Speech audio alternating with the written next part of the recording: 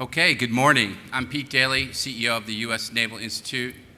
Welcome to our panel today, which includes several of our numbered fleet commanders. Also on the Coast Guard side, we have Coast Guard PAC. We have the SEALs represented, and we also have several.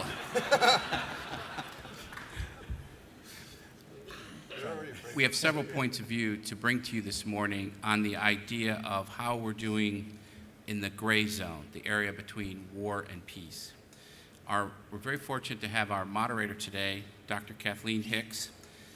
Dr. Hicks is a senior vice president. She's the Henry A. Kissinger Chair. She's the director of international security programs at the Center for Strategic International Studies. She's a frequent writer and lecturer on U.S. foreign policy, national security strategy, budget and forces, and strategic futures. Dr. Hicks previously served as the Principal Deputy Undersecretary of Defense for Policy with responsibility for assisting in development and oversight of global and regional defense policy, strategy, and operations. She also served as the Deputy Undersecretary of Defense for Strategy, Plans, and Forces, and she led the development of the 2010 Defense Strategic Guidance and the 2010 Quadrennial Defense Review. She holds a PhD in political science from MIT, an MPA from the University of Maryland, and an AB from Mount Holyoke College. We're very pleased. Join me in welcoming Kathleen Hicks. Thank you. Thank you very much to Pete and to the Naval Institute. I'm very happy to be off the East Coast today and here in San Diego. And I wanted to just take a few minutes to introduce the topic before we turn to the wonderful panel that we have here today. I think to many, the title of this probably sounds more than a little murky.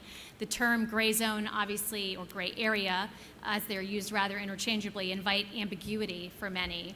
But it's a commonly used term today. It's not the only one used, but commonly used to describe the range of threats the United States is facing that are falling below the threshold of conventional state-based military power, but are nevertheless threatening our interests.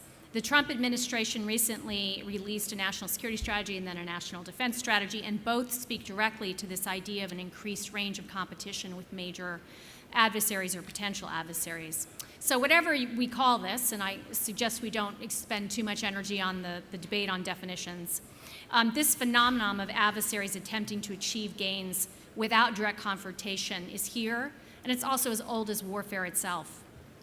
The Cold War, for instance, clearly included a significant amount of such competition aimed at avoiding direct confrontation. But as power is diffusing in the world, and in particular as key states are rejecting the international status quo, this gray area, gray zone, is now one with increased risk, particularly with regard to the potential it creates for miscalculation about interests, will, and capabilities of each side.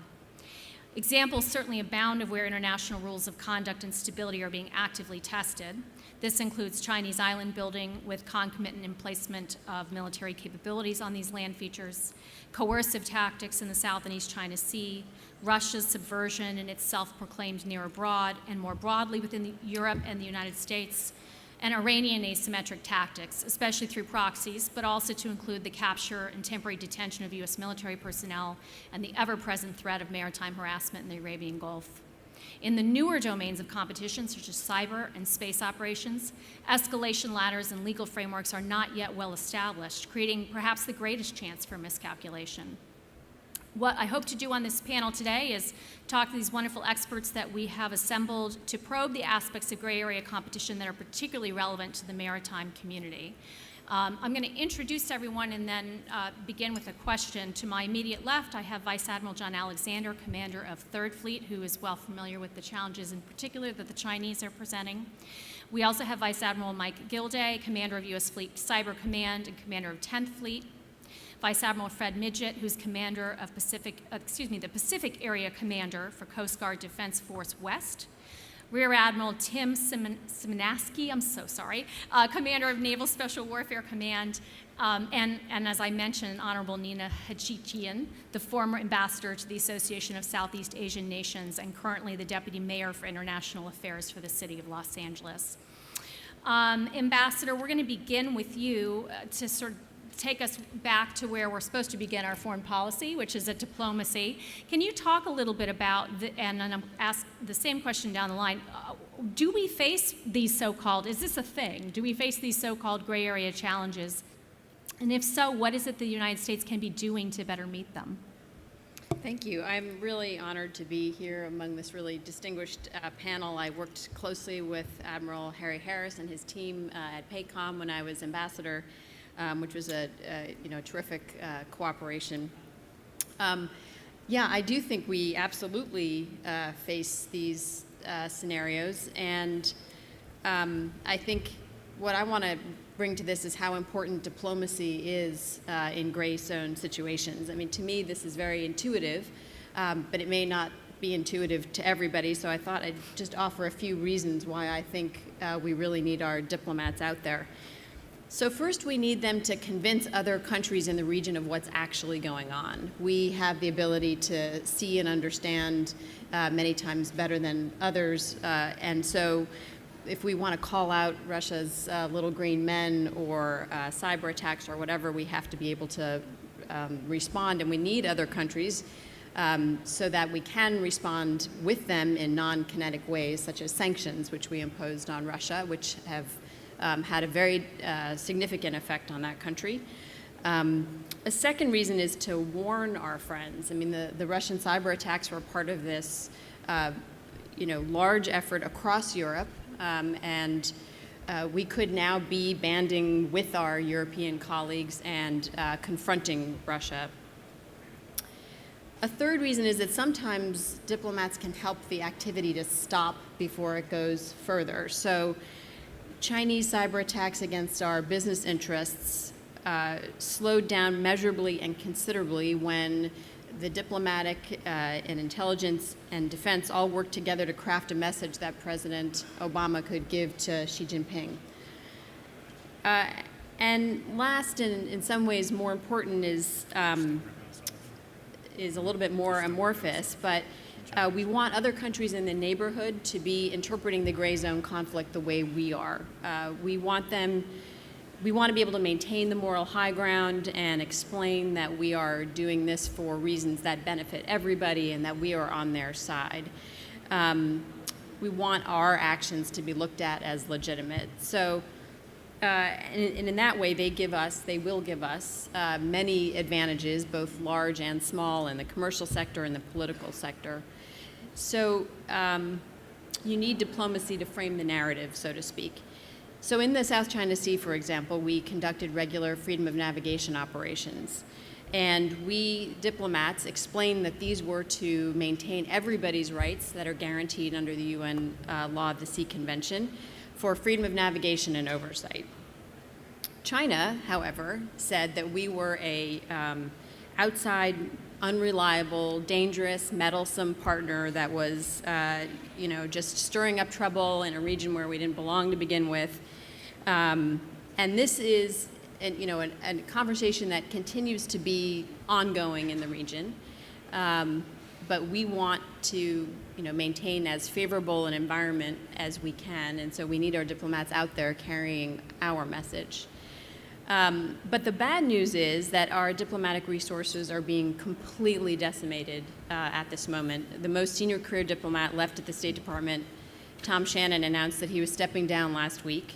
And with his departure, 7 out of the 9 top leadership positions at State will be vacant. Several vital ambassadorships, including to South Korea, Saudi Arabia, and Egypt, are vacant. And 60% of State's career ambassadors have left in the last year. So these are the most seasoned professionals that we have that go from region to region and are able to tackle the thorniest problems, and they're simply gone. The application rates to become a Foreign Service officer are also down really significantly. So we actually need, the diplomatic corps needs the support of our military and defense brothers and sisters to rally to our cause and to help us advocate for these kinds of resources, which are incredibly cost efficient compared to this world. So I'll end with that. I'll end actually with a quote from Secretary Mattis back in 2013. He said, "If you don't fund the State Department fully, then I ultimately need to buy more ammunition. I think it's a cost-benefit ratio. The more we put into the State Department's diplomacy, the less we have to put into a military budget." Great, thank you. And we will return to some of those themes as we go forward. I think now I'll just go ahead next to Vice Admiral Alexander to give his thoughts on gray zones. What do they really mean? What are we facing? And what do we need to do about them? Okay, good morning. Thank you very much for having me here today. And I have some notes here. I'm not going to read them, but I'd like to go through some points and just kind of cover the gray zone.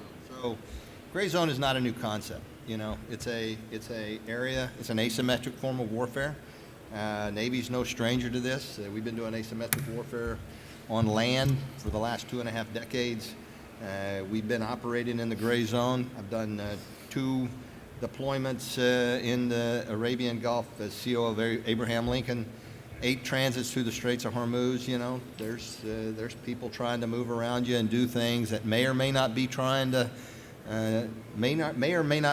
hurt you. Okay, so that gets to the point is what is the gray zone? So you know, I kind of view it as non-state actors executing state security objectives and utilizing the ambiguity that they have to make it hard to respond. Let me get this closer here. Thanks. So the big question then becomes, how do I identify these guys? Who are they? How do I prioritize them? And then what is my mission? What does the country want me to go do with my military might? And what is my ROE to conduct that? Okay? You know, without a clearly identified mission, clearly articulated and supporting ROE, it's difficult to come up with an acceptable course of action, and it's difficult to determine who the bad guy is, really.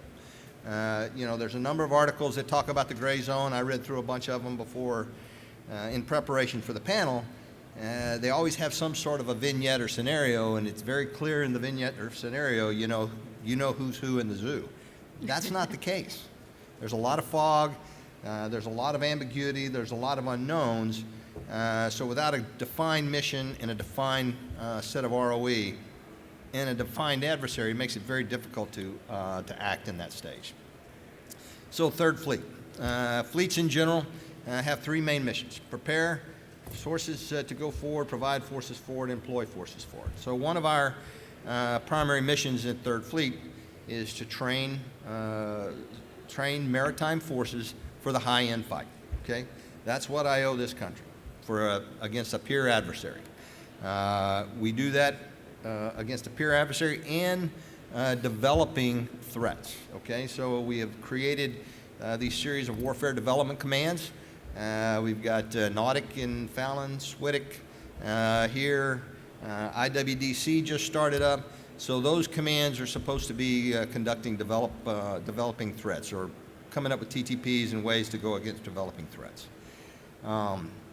So when we train to the high end, we train them with a series of skills that once they deploy, they must be able to draw on those experiences, whether that's a high-end fight or whether that's a gray zone fight. Again, I go back to, what's the mission? What do you want me to do? What's my ROE? At that point, then I can provide you, I think, what you're looking for. So how do we get at this from regular day to day? So we have operations and exercises with our allies, partners, friends, okay? So those are important in getting at the ambiguous piece of who's operating in the AOR. It's like going, you know, I kind of equate it, you know, it's kind of like going to your in-laws in another state, you know? You love those guys and you kind of show up, but you don't know where the bad part of town is, you don't know where the tracks are, you don't know where to stay away, that sort of thing. So operating with your friends, partners, and allies helps you understand what their backyard looks like. And most of the time, they can point over and say, you see that fishing fleet over there? They're not really a fishing fleet. They're collecting information. These guys over here, they are the fishing fleet. These guys over here, they're transnational crime. They're bad guys, So working with partners and allies in the region are key to getting at the ambiguous part of it. We are operating forward. So, you heard about Admiral Swift discuss the Third Fleet Forward concept. We've got Vinson is operating in the Sulu Sea right now. She's transiting. She's under OPCON, a Third Fleet. And we'll continue to work her with other partners in the region. She worked with Australia, Japan, South Korea last time. When I was CTF 70, I actually did a part of the deployment with a Japanese destroyer as part of my strike group. I did operations with the Philippines before we pulled into Manila. So those sorts of things building those relationships gets at the ambiguity areas of the conflict. Additionally, we participate in joint combined operations to specifically in the federal states of Micronesia. So Fred's guys, law enforcement boarding parties will go aboard a U.S. Navy destroyer and operate within the Oceania Islands and do what's called Oceania Maritime Security Initiative. And basically it's to help the federal states of Micronesia protect their EEZ and their fishing rights, okay? So that's a form of gray zone work that helps protect an ally and helps understand where the bad guys are in the area. So let's get to the heart of the question. So the heart of the question is, what are we doing about it? So we currently have patrol craft, Typhoon patrol craft. They operate out of Bahrain. They operate some out of Mayport. You see some of them in the Southcom area, that sort of thing. That craft will actually decommission, I think, 2024, 2025 time frame, inside the next decade. But we're fielding some pretty good stuff. We got a Mark 6 patrol boat that's coming online. It's a patrol craft that, it's not a patrol craft like a Typhoon class. It's a little smaller than that. But it's a near-shore inland patrol craft, and it's very high-end. I actually got to drive one here about a month ago. Thing operated, I had it up at 47 knots, and I was able to drive it with very little training with a guy looking over my shoulder. It's got good armament. It's got the ability to get it to gray zone fight. We're also fielding the littoral combat ship. So you got the Mark 6 near shore, inshore, to some area out. You got the LCS, very shallow draft, very quick, can operate in the littorals. I'll have mission packages for ASUW, ASW, mining, whichever, not all at the same time. They'll all be missionized. But you'll be able to use that in a gray zone type fight as well. Helicopter capability, small crew, a good comm suite, that sort of thing. And in addition, I talked about the Warfare Development Command. So SMWDC, it's the Surface Mine Warfare Development Command, run by Rear Admiral John Wade. They will be the ones that will get at the TTPs necessary to operate in the gray zone. And they will get at the TTPs that we will need to develop as these crafts come online and become usable, and we see maybe strengths, maybe weaknesses, maybe we see an evolving threat that we need to train against. Moreover, I think you'll see in the future a marked increase in virtual training environment. Okay, you put a small crew in a virtual training environment, you give them some ambiguity and let them work through the problem. I think you'll see that improve our gray zone tactics. So, bottom line, Navy is organized, trained to conduct a high-end fight. Those skills are transferable to the gray zone fight, I will tell you. Those forces are effective across a large range of spectrum of operations. We're fielding new vessels, Mark 6, LCS, even though we'll be decommissioning the patrol craft here in the next decade. We've got a Warfare Development Command that is key to developing tactics, techniques, and procedures as the new crafts come online. But I get back to the same eternal question to the gray zone, okay? How do I identify them? Who the bad guy is? What's my mission? What's my ROE to complete that mission? Thanks. Thank you, Admiral. Admiral Gilday, maybe you could bring the cyber element in particular into this discussion. Sure. Is my mic on? Yeah. Good morning. I'd like to begin with partnerships because that's where I'm going to end my remarks. And so in the room today, Admiral Lunday on this side. Admiral Lunday is the commander of Coast Guard Cyber. He also works for Admiral Rogers under U.S. Cyber Command. Kevin is a close partner with us, with the Navy in terms of defensive cyber, and also probably are fundamentally best tied to the Department of Homeland Security. I'd also like to point out Admiral Sharp, who is working the intel support, the cyber piece. Admiral Sharp will be talking about that during this conference. Admiral Kohler, who is our commander of Navy Information Forces. Yesterday he talked about the challenges of training or maintaining readiness across an enterprise in a very high-tech changing environment. Admiral Barrett, who's our resource sponsor and buys a lot of our stuff. Admiral Barrett, thank you.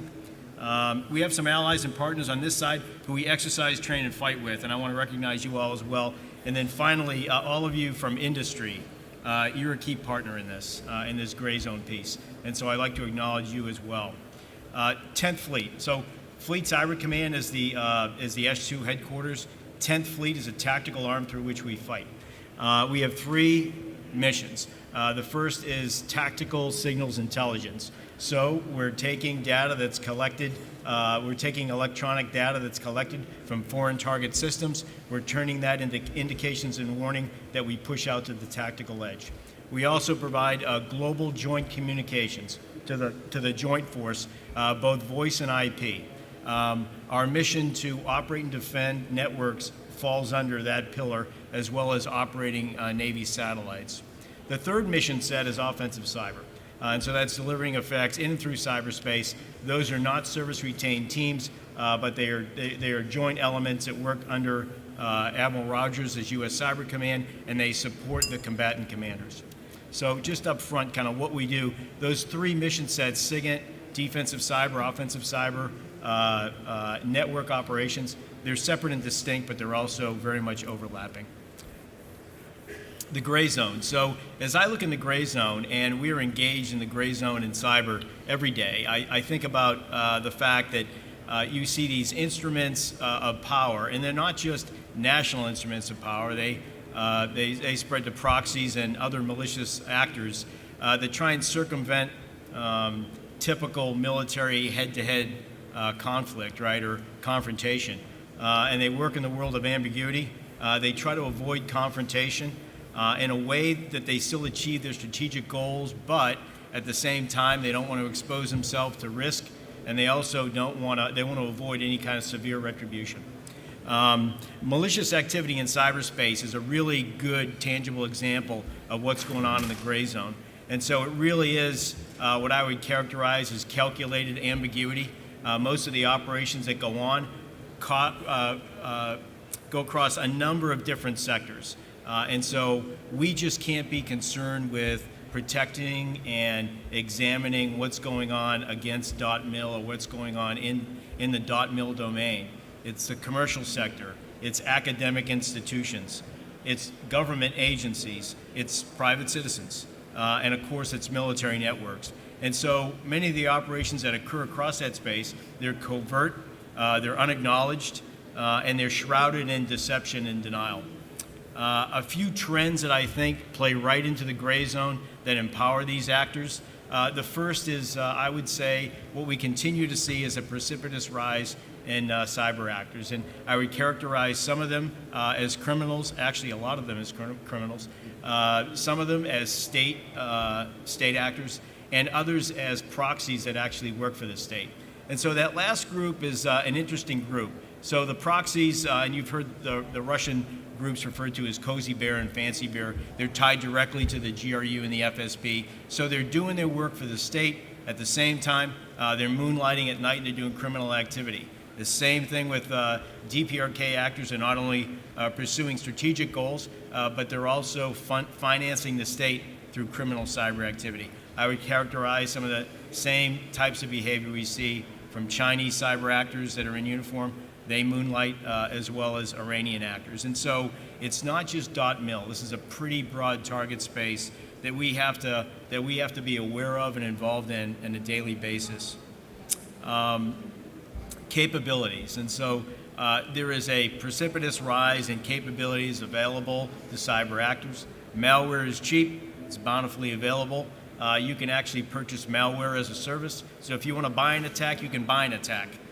In fact, in the dark web, they rate those providers of those attacks, 1 star to 5 stars. So you can go with the service you want. You can read their reviews, and you can actually buy a malicious attack, which of course makes attribution much more difficult for us. To tie that back to intent of a state actor. It gets back to this activity that is tied to strategic goals, to nation states, and their ability to act in a domain that lacks international norms, which makes deterrence confounding, because one person's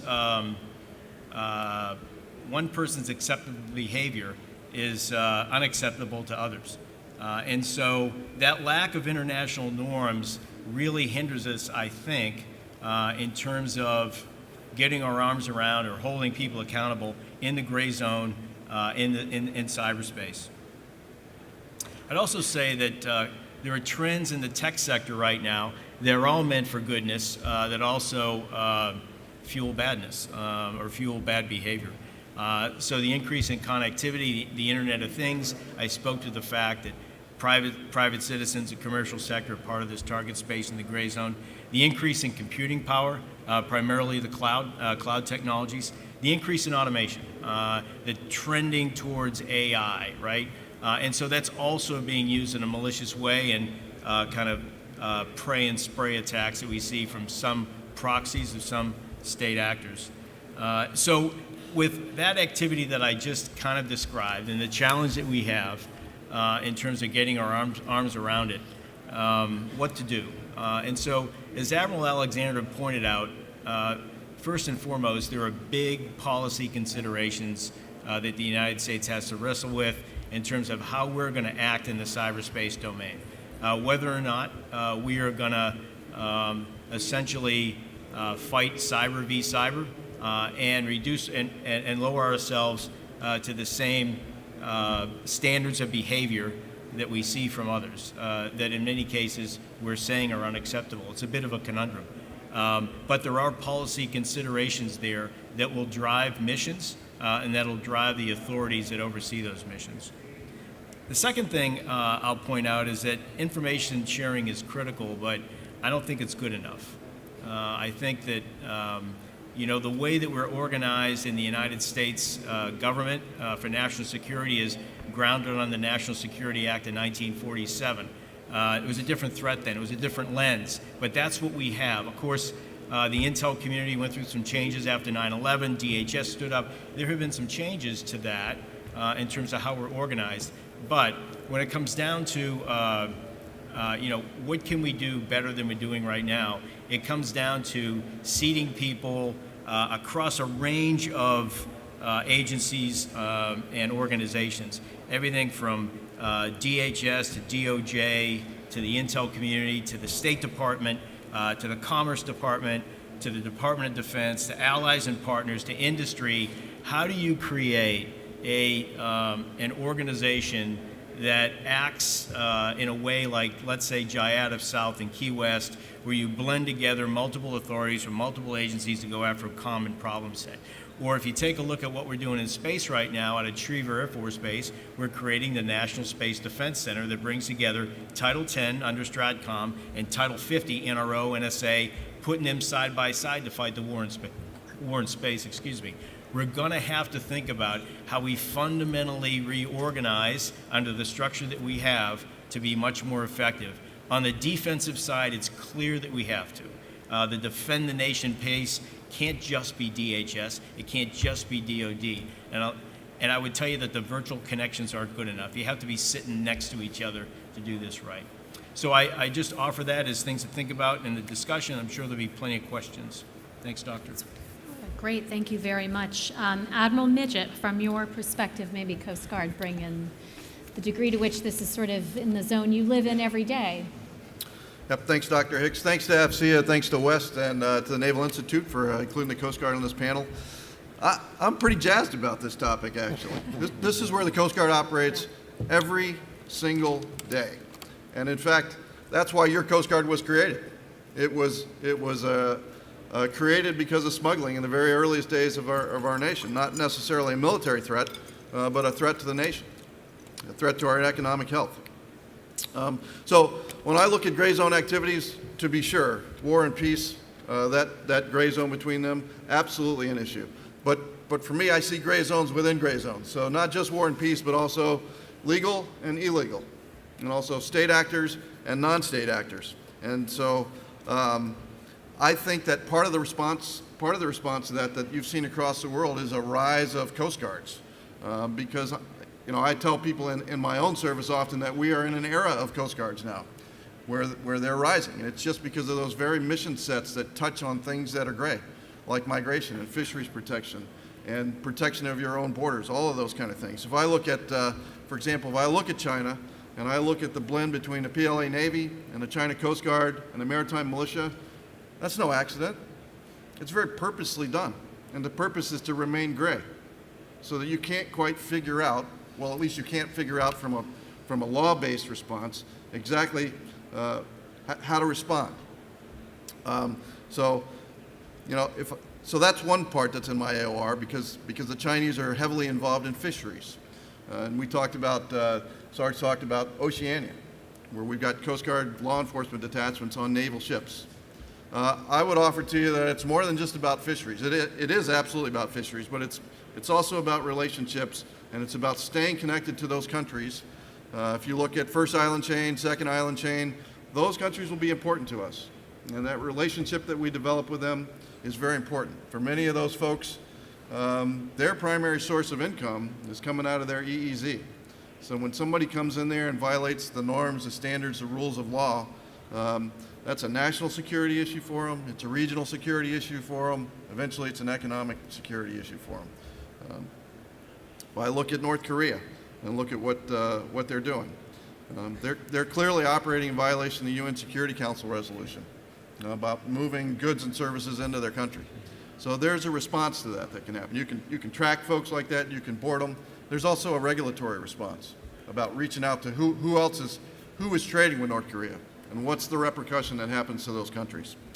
If I look in the Eastern Pacific right now with counter-drug issues, there are transnational criminal organizations that come in, illegal non-state actors, and everything that money touches, it destroys and corrupts. Every single thing it touches. Governments, if you wonder why, I would suggest if you wonder why there's 60,000 miners on the southwest border of the United States, I would tell you that many of those countries have become difficult to govern and violent. And people are leaving them for lots of reasons, but that's certainly a reason. So I told you, every single day we work in there. The Coast Guard has really a three-legged stool of authorities, which I think is important to how we get to business. One of it is that we have military authority, Title 10 authority. The other is we have Title 14 law enforcement authority, and the other is that we're a regulatory agency. And when I said that, I thought there was an era of Coast Guards coming. Partly is that you get all of those pieces. Not all of the world's Coast Guards look exactly like ours or developed like ours, but many of them are. And so there's a little bit of a gray zone response back when a Coast Guard cutter pulls up and carries out an action. And folks scratch their head a little bit. Is that the military, or is that the cops, or is that some regulator? And the answer is yes. And we can seamlessly move across that entire continuum depending on what we need. That's why we ride on Navy ships and we work for Navy COCOMs under a Title 10 authority. And then when it shifts into a law enforcement action, turn the hat around, shift our flag to a Title 10 or Title 14 Coast Guard officer, and carry out the law enforcement piece of it. I think that's the special sauce that makes the Coast Guard work. If I was looking at the response to this, I would say a couple of things, and just a couple. There's more, but I'll leave it at two. But if you want to counter this, I'd say the first thing is people need to be aware and they need to be on the same page. And that means, we have great maritime domain awareness as a nation, but there are other nations that do as well, and we have some issues with sharing information. And I think we need to work through those and probably be a little better about sharing information with folks that are not just Five Eyes, not just our natural allies, other folks that are friendly to us or have the same objective that we do. So that's number one, I'd say, is awareness. The second is I think the home team is going to have to play team ball. And we're not bad at it. We're pretty good at it. But this net is not completely knitted together as tight as it could be. And so I know that the cliche of whole of government and using all the elements of DIME, it's absolutely true. Every single part of our government needs to be focused on this if you want to be competitive in the gray zone area. And there are things like MOTOR, the Maritime Operational Threat Response, that's set up specifically to take all of the different parts of government. And when there's a maritime incident, have every agency have an opportunity to say, what's the objective of the United States for this event? Sometimes you might roll into it thinking it's a military objective, or sometimes you think it's an immigration objective, and you find out those are not the pieces that we're most interested in as a government. We're going to do X. So I would say we need to understand each other's authorities and make sure that we are working together as a team. Thank you. Great, thank you very much. Admiral Szymanski, if you can close us out maybe with also, you live in a world that is entirely consumed with the gray zone, so I'm sure you bring a lot of history to this as well. Dr. Hicks, thank you. So the gray zone, we've heard the word ambiguity a few times today, and describing the gray zone, it's kind of like my last name, I know, full of I ambiguity. apologize. But you are much braver than Pete Daly for attempting my name. So the gray zone, I think we need great power. But I'm not as honored to be here as the rest of the panelists because I thought I'd be in Philadelphia at the parade this morning with my folder here. But this is a good second best. One of the articles I did researched in preparation for the topic of this panel, dominating in the gray zone between peace and war, is captured really well by Hal Brands, senior fellow in Johns Hopkins University School of Advanced International Studies. It's a really good article. It's a quick read, but really well researched about the discussion. Let's not try to define the gray zone here this morning. But one of those quotes in there is that America is not poorly equipped, but may not be fully prepared. And I think the release of the National Military Strategy and the National Defense Strategy is actually absolutely, I'll call it brilliant, the clarity that the SecDef has communicated, because it's about preparation. And I think what's laid out in the NDS about lethality, building a more lethal force, ensuring partners, many things you just heard by my colleagues up here this morning, and also DoD reform for speed of relevancy. And all those things we talked about, shared authorities, and that's what I talk about when we say great power. Because I think the world's changing at an accelerated pace, and I know that was a part of the topics yesterday about gaining time, and I'm going to save that for last. So that's my first point about the National Defense Strategy and being prepared for the gray zone. Also, well kind of articulated in the strategic environment of the National Defense Strategy is the things that special warfare and SOF writ large have been involved in for the last 16, 17 years with the violent extremist organizations. And that's going to be a constant in the strategic environment. We know that. That's not a gray zone issue. But that is an issue that's going to have to be held in check. And it's pretty clear in the National Defense Strategy that the homeland is no longer a sanctuary. And so SOF is going to have a role in holding the VEO threat in check, in concert with law enforcement, our intelligence community, and our foreign partners. So that's my second point. I think the third piece is SOF definitely has a definitive role. And Dr. Hicks, you started with a historical perspective about the Cold War. The reality is, SOF was expanded under President Kennedy in 1962 just based on what would now we call the gray zone for checking threats in that ambiguous nature of war. But SOF has that definitive role, either both from a legacy point, as well as I think we've conditioned not only the enemy and our adversaries and our peers, our near peers out there, but we also condition our own selves of what SOF has been doing for the last 16 or 17 years. And I think there's a re-education piece to what SOF can provide in the gray zone in the way of illumination and maybe piercing through some of that ambiguity in response that's below the threshold of conflict with potentially less risk, as well, and to be so bold as even to assert our will in that zone. And so a lot of what I've been doing over my time in command is really trying to kind of reestablish, particularly for the near-peer adversary piece, is a return to interoperability with the Navy, because as well as the Marine Corps and as well as the other partners, because it's going to be important. We're going to rely on that support in the gray zone fight. And then the fourth point, and I only have two more, is that this will require the traditional interagency cooperation, again, that all of my colleagues have already mentioned. But I would echo the ambassador's comments on the diplomacy, as well as the whole of what I call whole of international community effect.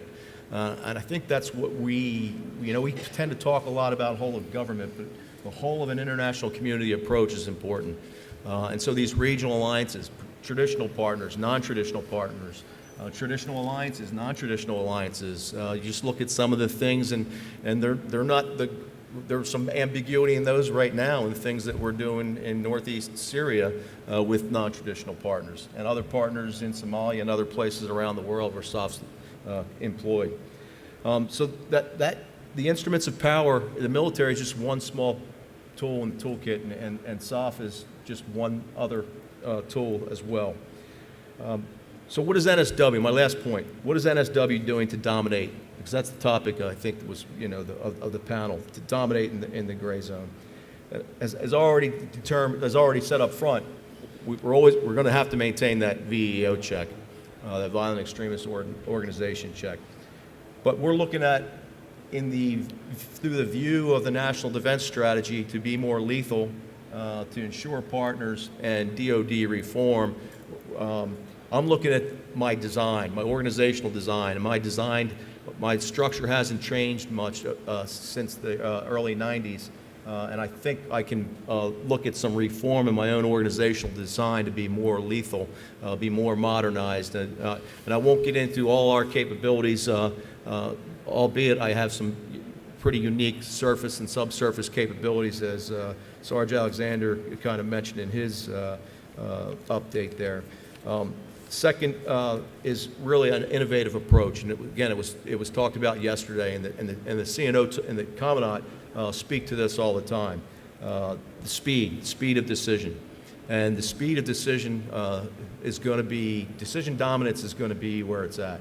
Admiral Gilday talked about the AI, so we're already exploring three areas that I'm really looking into that I think will help us. In the high-velocity learning aspects that the CNO talks about, the seeking to understand quicker and then being able to apply that in real time. Whether that's a kinetic kill chain or non-kinetic kill chains, there's ways to speed that up. And AI, he who dominates in AI is going to dominate in the decision space. So we're looking pretty broadly in everything from target development to target execution through AI and machine learning. The second area where we're delving into quite deeply is augmented reality and virtual reality. A lot of times for our reps, what we can do at a lower risk for iterating on concepts from everything from our joint tactical air controllers through our undersea piece, we have some pretty unique simulation through the AR and VR, and I think that's part of that high velocity learning when we don't have to always be out kinetically training. And then the last thing is the aspect of the Internet of Things, and this kind of goes to the CNO's piece of the bigger fleet, the better fleet, and the networked fleet. The aspect of that, and another quote in the article by Howe is about not simply that the challenge of the gray zone is not simply a matter of resources. It's a matter of orienting ourselves organizationally and conceptually to meet the challenge. And I think it's a good kind of encapsulation of the challenge. But the reality is, as we talked about yesterday, gaining time. He who can gain time and get that decision dominance, I think, will be the victors in whether it's a gray zone fight or even a high-end fight. Thank you. Thank you very much. I want to make sure we leave plenty of time for the audience, so I'm going to try to stick to just 2 questions up here. The first I'll ask Ambassador Hachichian, and then any others who the panel are welcome to chime in after. And that is sort of returning to your point, Ambassador, on diplomacy and your particular experience maybe working with the ASEAN states. Here they're in a region where they have a large and militarily capable and economically powerful neighbor. What is it in your mind that is most assuring to them and has the most deterrent value, if you will, for China that the United States can bring in that region? What worked best in terms of assuring them that America would be with them in these gray zone challenges? Well, I'd say there's a real spectrum of their approaches to China, but basically they all would like to have it both ways. They would like to maintain China as their strongest economic partner, and for most of them it is their strongest economic partner, at least when it comes to trade.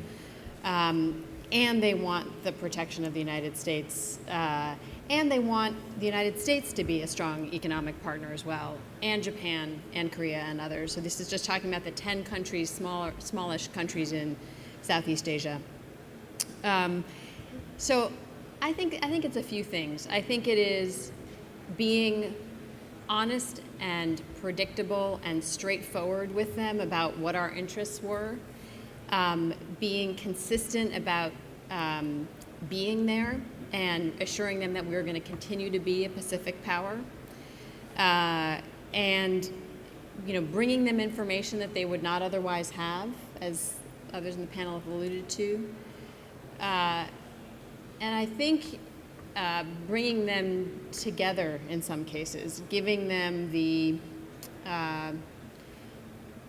the understanding that if they together were to send a tough message to China, which they did at some points, even though they operate by consensus, and even though some of those countries are, heavily influenced by the Chinese, they were still able to deliver tough messages to Beijing that, to many from the outside look like, kind of squishy diplomatic language, but were heard loud and clear in Beijing and drove the Chinese crazy. So to give them the appreciation that we would stand by them in those situations, and that others would as well. I should also say it was critical that we had like-minded partners that we worked with very closely, the Australians, the South Koreans, the Japanese, sometimes the Indians, and having those and New Zealand, having those close partners was also critical to operating well in this region. And I just want to say that the 2 themes that I heard among the admirals who spoke were, 1, how important it is to have friends and allies and partnerships, and 2, the importance of international norms. And I'd say that both of those areas where diplomacy can really, and diplomats in their day in, day out can really bring a lot of value. Because sometimes these relationships that we have with countries are complex, and their leadership changes, and their political systems are very different from ours in many cases. And so you need somebody who understands how messages diffuse and who's actually in charge to bring our messages to them in an effective way. Great. Anyone else want to comment on the issue of allies and partners? Okay, and let me ask this question then, beginning with Admiral Alexander.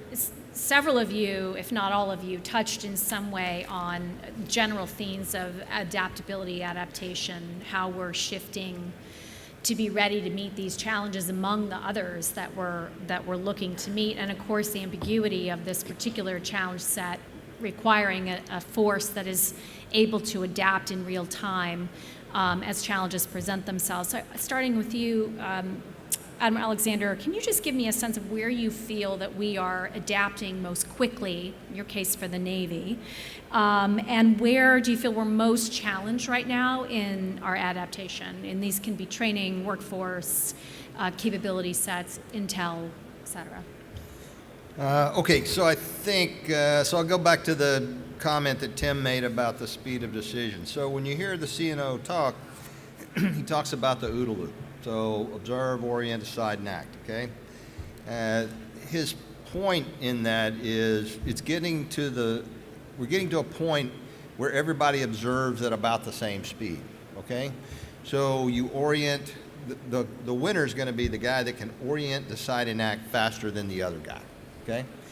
Now, if you take that a little bit further, kind of what Mike was talking about with artificial intelligence, and you apply big data to that, maybe the OODA loop is not the OODA loop anymore, okay? So think about car companies. They can tell you when your fuel pump's going to go out the week prior because they have so much data, and they just tell you to come in and fix it. If we had enough big data and we had the right artificial intelligence, we could actually turn the OODA loop into the PODA loop. So at that point, you're not orienting anymore. You're actually predicting, okay? So the OODA loop is not the observe, orient, decide, and act. It's the predict, orient, decide, and act because you have enough big data that's going through some artificial intelligence.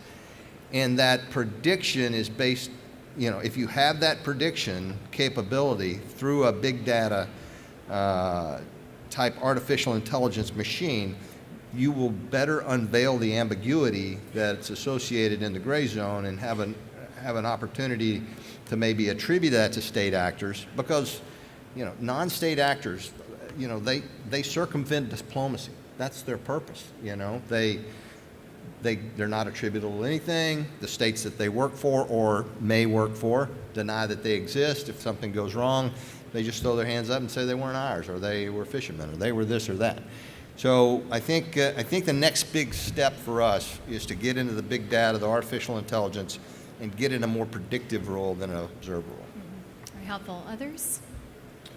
Yeah, Yeah, please. I would just like to, if you're talking about challenges, when I think about gray zone behavior, one of the analogies I make in my mind is like a schoolyard bully who is really the ultimate gray zone non-state actor because the teachers never know that they're a bully. And the way they're successful is they pick off the weaker kids one at a time. What those kids are looking for is somebody to a hub to gather around. And I think that's a role that the United States fills as well. The ambassador said it much better than I did about being honest and predictable and straightforward and consistent in our messaging. But I think our messaging needs to be there. People are looking for somebody who's got a clear message, they understand what it is, and they will gather around that because there is strength in numbers. So when I look at challenges, back to your question though, challenges for me, I think the Coast Guard brings a lot to this issue. I look at a China Coast Guard that's going to approach 700 ships, and I'm not just talking about little patrol boat craft, I'm talking about ships that are 12,000 tons and pretty heavily armored that can go out and do some business, flight deck equipped ships for a country that has an EEZ 1/10 of the size of ours. So for me, my biggest problem is capacity. And we're talking about the buildup of the United States military, as we should. But I'll tell you, the Coast Guard's been left out of that conversation. And I think we need to be in that conversation at the highest levels because you can only have so many Coast Guard cutters that you can only be in one place at one time. And so that's my biggest challenge is capacity. Go ahead.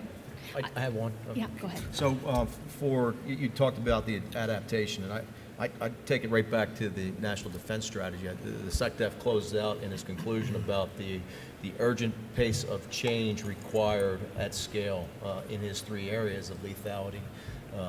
And that third one, this DoD reformation of process, is about the speed of relevancy. But I think the areas of adaptation that we're not really inclined to talk about our vulnerabilities, but the areas that particularly some of the global commons and the domains that we may not have accelerated fast enough, cyberspace and others, are I think where we have to put a lot of energy into how quickly we're going to adapt. Okay, we have time now for questions. There are microphones set up. I I see folks moving already, so I'll begin on the right to the first mover here. Go ahead. Thank you, Doctor. Jim Patton, retired submariner. For anyone who feels they want to answer this, does it help or hurt the United States not to be a signatory to the UN Law of the Sea? And if it if it hurts us, what is your prediction to what we're going to do about it in the future to join? I'd say, just from my perspective, it absolutely hurts us, because the first thing that China says when we say we're maintaining the UN Law of the Sea Convention is, but you're not even a signatory to the UN Law of the Sea Convention, so why do you can't even have this conversation with us. But the fact is we abide by it, even though we are not signatories. And so it is a definite disadvantage to not just be signatories. Do you want to give a sense of prediction? That was the second half of the question. Will the United States ever be a signatory? I don't know. I doubt it. Anytime soon. So let me jump into this fray. So we didn't ratify it, and we follow the rules. China signed the damn thing. They don't follow the rules. So who's more right in this argument, okay? There's a difference between an island, a rock, and a low tide elevation. Just because you pour a ton of sand on top of low tide elevation doesn't make it inhabitable. So following international norms is what we're about, okay? And we do that day in and day out. We do FONOPs, freedom of navigation. We don't do them just against the Chinese. We do them against everybody, okay? The whole idea is to enforce international norms. So whether it gets signed or not, we follow the rules. We follow the rules to the letter. They don't. Very good. Okay, question right here. Former Ambassador, Admirals, Doctor, my name is Lieutenant Thomas, cryptologist and Deputy Information Warfare Commander for Amphibious Squadron 5. My question is, what can we do as a nation, whether it be diplomatically or militarily, to counter or at least balance China's arguably near perceived free reign in gray space, anything from cyber I/O or public affairs? I know the Ambassador actually alluded this to as well. Is there anything that we can do more at this point? Yeah, let me throw that open on strategic messaging, I/O, et cetera. Does anyone want to take a first stab at that? There you have. I think that answers your question. I mean, I'll jump in. I don't mind. I'm the moderator, but I'm happy to jump in.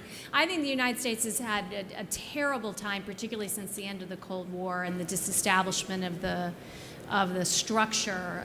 I think Admiral Gilday rightly raised structural reform issues that the United States is facing. This is one of them. We've been quite bad at figuring out how to galvanize the incredible information tools that the United States could have within the norms of our democracy. Part of that's about the U.S. government organization, but a lot of it's about how the U.S. government could better leverage the tools that are out there in the private sector, its allies, et cetera, so that they're credible voices that are perceived to be credible coming to the table. We obviously learned this very clearly in the so-called war on terror, if you will, but our entire campaign set dealing with counterterrorism, we live that.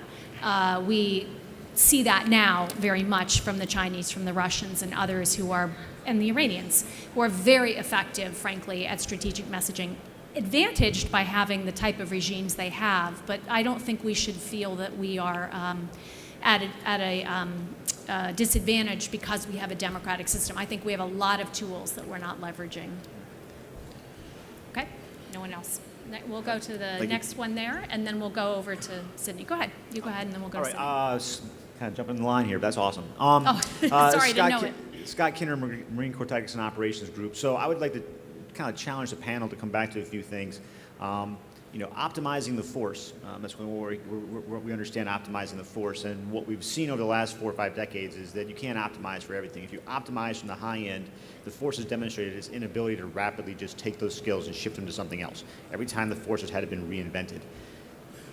The second part of that, of course, is that we understand our special operations community is being leaned on, correctly so, in many different ways, but stressing the quality and the size of that force. And you can only build that so big before you start losing that quality. It's a math issue. So to the panel, what are we going to optimize for? Because I would argue you can't optimize for everything. So if the gray zone's done right, the state actor never actually has to fire a shot, or by the time they do, you're no longer in a position to respond because they've taken your options off the table. So how are we optimizing the force? Are we going to optimize for the high end, or how are we going to break out a section that can actually act in the gray zone effectively? I don't Got it. think you can do both. Okay, anyone want to take that on? At least for me, I think you can. And so my argument is it isn't about changing the way that the force we have operates, except to operate jointly with other elements of the U.S. government. So on the defensive side, it's with DHS. If it's defend the nation, the Department of Defense has a role in defending the nation. And so how would we use our defensive forces to support DHS in any kind of massive attack on U.S. critical infrastructure? Right now we're siloed. That gap needs to be closed. And it's not just in a high-end fight. When you think about war fighting, right, and you think about, in cyberspace, at least for me, it extends, it's not just the, phase 2, phase 3 fight that we traditionally talk about. It's today. We're sub-optimized today because we're not working side by side, is my argument. Offensively, it's shared space between the intel community and Title 10. Why can't we do joint ops and carve up the space? And so it is contested, congested space out there in cyber. And my argument is, if you really want to be a more formidable adversary against nation states, particularly in the gray zone fight, then we've got to organize a bit differently than we're organized right now, both offensively and defensively. Okay, go ahead, Sid. Hi, Sidney Friedberg, Breaking Defense. I've followed Dr. Hicks all the way from Washington, but the restraining order keeps me back about here. Although stalking is kind of part of what the gray zone is about, I don't like where this is going. Yeah. Let's move off the stalking analogy. the cyber aspect we talked about, but there's also the electronic spectrum, the electronic warfare aspect of it, which we often focus on the cyber without realizing half it goes over wireless. How are we seeing gray zone in the spectrum, be it electronic sensing or be it aircraft actually buzzing our ships? The Russians claim they shut down the Donald Cook's Aegis. That's almost certainly not true, but it shows the kind of things that people are at least thinking about in this area. I'm curious what of that you're experiencing and how you might be able to counter that. Please. So I can talk about this, or others that are welcome to chime in as well, but I agree with you that you can't just look at cyberspace. You also have to look at the convergence with space and the electromagnetic spectrum. It's a Venn diagram. They overlap. They're mutually supporting, okay? They're mutually supporting mission sets. We have an awful lot of capability in each of those three cylinders of excellence. It's bringing them together, and the first step is how we're organized at the fleet level. So if Admiral Davidson talks about fleet design, how we're empowering fleet commanders in their roles as joint force maritime component commanders to own and fight the battle space that they're responsible for. Part of that is owning is owning the C2. It's owning the awareness inside that virtual battle space. Part of that's reorganizing those staffs themselves. What we've seen is a microcosm of that is that our carrier strike groups and our ARGs, we now have an information warfare commander where we've combined the 2, the 3, 9, the 6 on a strike group staff to do that stuff. That will naturally occur at the fleet level, at the fleet staff level, to do the exact type of work that you're talking about. And then this lends itself as well to new technologies, right? AI in particular, looking across that virtual space. Great. Go ahead. Last question. Good morning, David Boehm, a career diplomat, just left state after 30-odd years. Yeah. That said, some of Admiral Alexander's comments earlier on what's your mission and being given something that's achievable against an adversary who's got obvious or implicit interests in not playing by the rules. In fact, we'll undermine the international order any way we can. And Ambassador, I promise I'm not trying to bring up bad memories of code of conduct discussions or anything like that, but I do wonder what more does the panel think is needed in terms of defining U.S. goals in international order at a more specific level that's actually got operational effect? And to be fair to everyone else in this audience, what other things could industry and outside experts be providing that helps you get to more of that identification and response scenario of not necessarily non-state actors, but blurry state actors? Ambassador, do you want to take a stab at that? Yeah, I'll just make one comment, which is, so China and Russia, I think, are somewhat different in how we treat them. China really does not want to be isolated. It does not want to be called out as someone who's not following the rules. And so to the degree that we can ourselves follow them, which I know that we do, and stand up for them, then that then puts them in a place they don't want to be, and they will adjust their behavior accordingly to some degree. But that involves a large diplomatic effort with everybody on our side, and it's difficult to achieve. Another difficulty, going to an earlier question about China, is just we have such a complex relationship with that country, and so trying to get the entire government onto the same page about what to do moving forward is always a challenge. Because we have, we've got to work with them on climate change if we really want to, reduce climate change. We have to work with them on North Korea. We have massive economic interdependence. So getting everybody together is always a challenge. Others? Okay. And I have a question right here. I don't know if you can get to a microphone, sir. But you can ask and I'll repeat it. Yeah, please. Go ahead, please. Yes.